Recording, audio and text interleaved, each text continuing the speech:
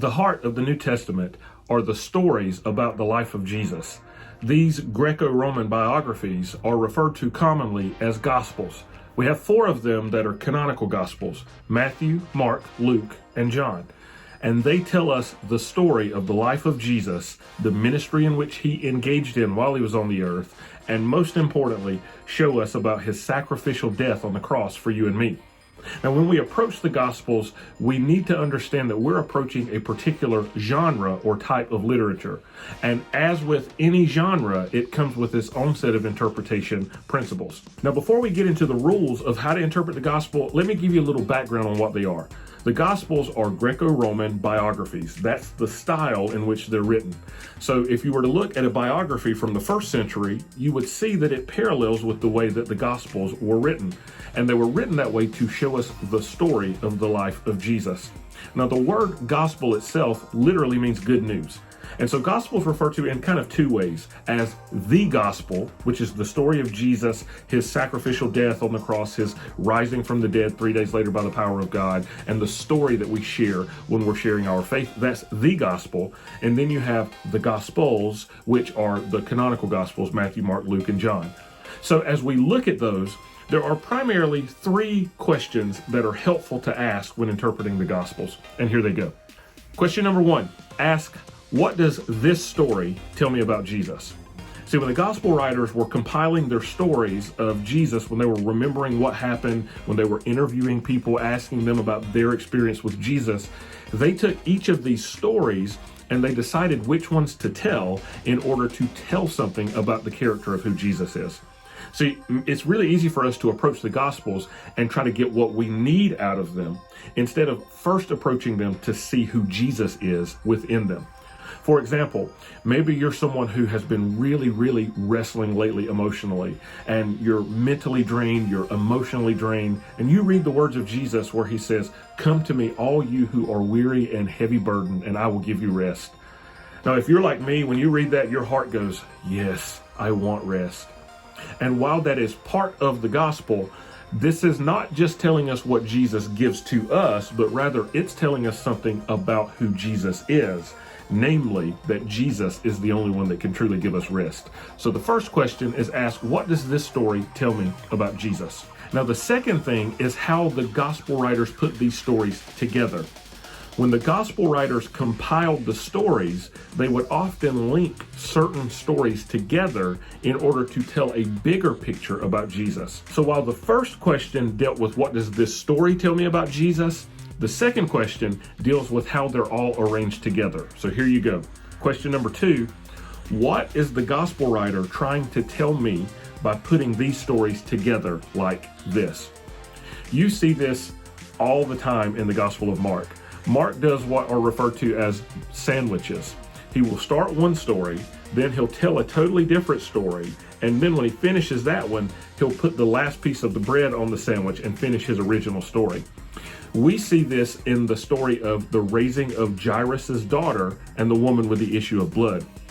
We see that Mark starts by telling us about Jairus, a synagogue official, coming to Jesus to heal his 12-year-old daughter. While Jesus is en route to heal the 12-year-old daughter, a woman with an issue of blood, meaning that she has been bleeding nonstop for approximately 12 years, touches the hem of his garment. She is miraculously healed.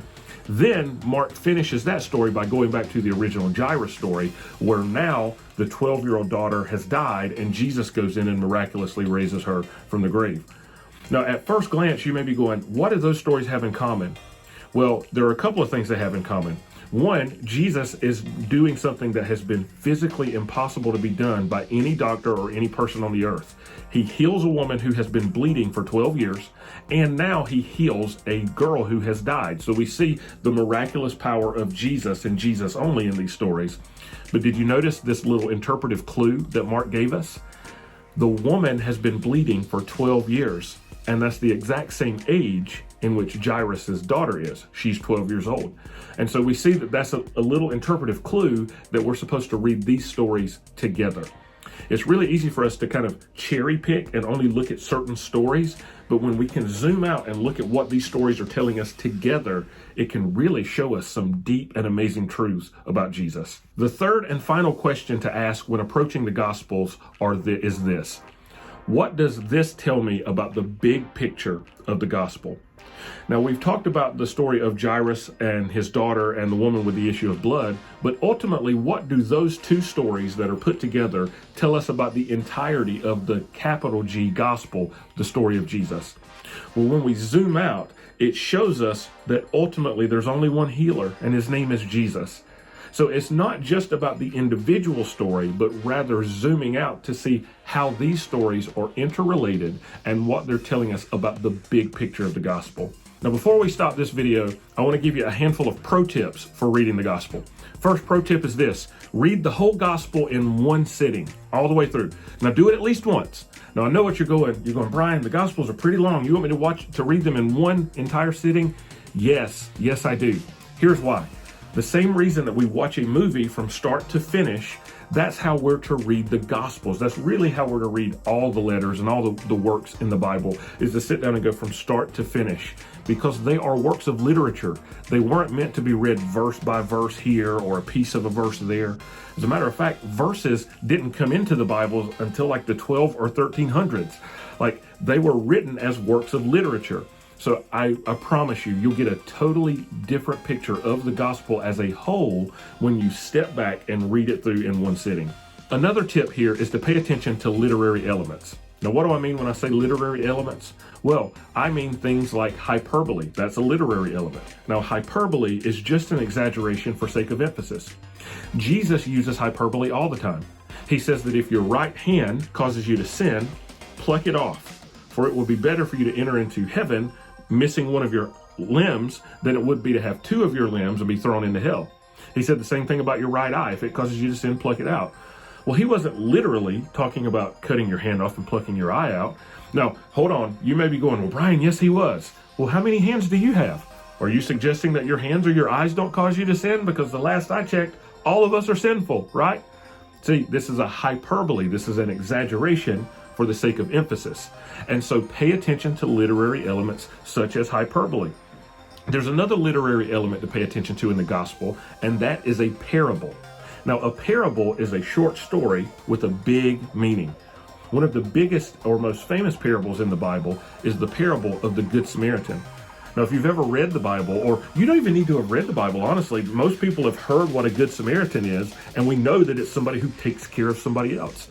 Well, that was a parable that Jesus was telling, and so pay attention to parables when you get there. These are stories that have a deeper meaning that Jesus is trying to teach. So pay attention to literary devices, and then finally pay attention to the individual setting. Is Jesus talking to a crowd of people?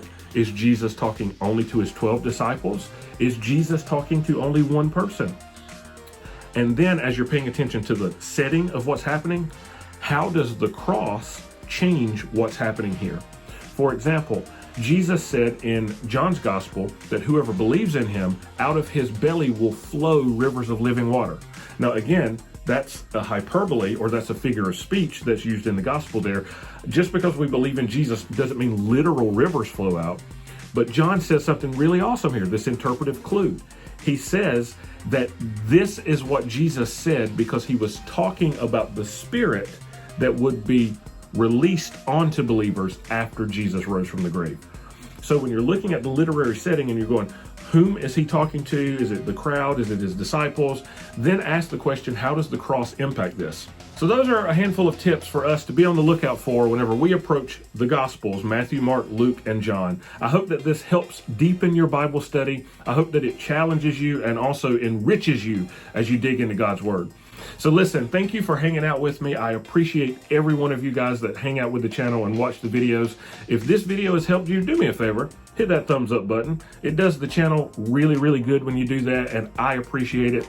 Also, if you haven't subscribed yet, I really would love for you to be a part of the team here. I'd love for you to be part of the family. I'm trying my best to get good videos out with solid content to help you grow in your Bible knowledge and help you grow as you serve in ministry in the local church. So I'm Brian. Stay tuned for more of these videos to help out. We'll see you next time. Bye.